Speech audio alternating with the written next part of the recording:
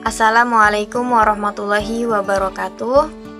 Saya Seliana Rahmawati, mahasiswi semester 4 dari Prodi PGMI. Video ini saya buat untuk memenuhi salah satu tugas yang diberikan dosen saya, Bapak Muhammad Raj Chandra MPD, selaku dosen pengampu mata kuliah teori belajar. Pada video kali ini saya akan sedikit menjelaskan mengenai materi yang telah diajarkan. Baik, langsung saja ke penjelasan materinya. Teori belajar itu dibagi menjadi 3. Yang pertama, teori belajar behavioristik. Yang kedua, teori belajar kognitif. Yang ketiga, teori belajar konstruktif.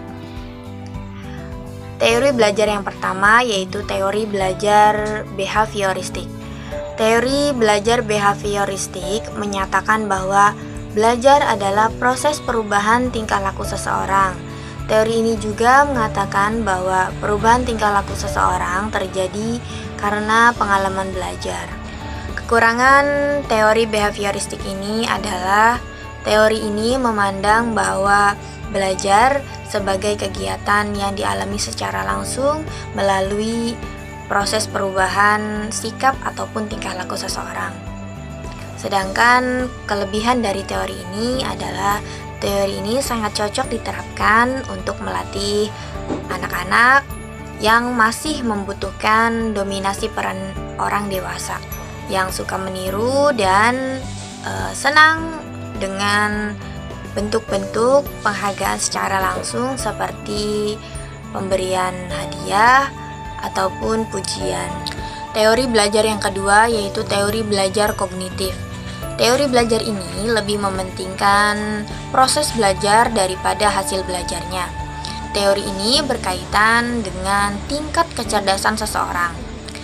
Bentuk penerapan dari teori ini adalah seorang pendidik ketika mengajar harus menggunakan bahasa yang mudah dipahami oleh peserta didik, serta memberikan ruang kepada mereka untuk saling berbicara ataupun berdiskusi dengan teman-temannya.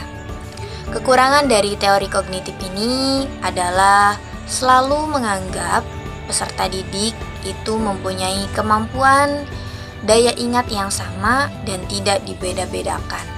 Sedangkan kelebihan dari teori ini adalah menjadikan siswa lebih kreatif dan mandiri, dan juga siswa mampu meningkatkan kemampuan untuk memecahkan masalah. Teori yang ketiga yaitu teori belajar konstruktif. Teori ini menyatakan bahwa belajar adalah proses mengaitkan pengalaman atau pelajaran yang dipelajari dengan pengertian yang sudah dimilikinya sehingga pengetahuannya dapat dikembangkan. Makna belajar dari teori ini juga adalah aktivitas yang aktif, di mana peserta didik membina pengetahuannya sendiri, mencari arti dari apa yang mereka pelajari. Kekurangan dari teori belajar konstruktif ini adalah apabila ada siswa pasif, maka pembelajaran konstruktif ini tidak cocok untuk siswa tersebut.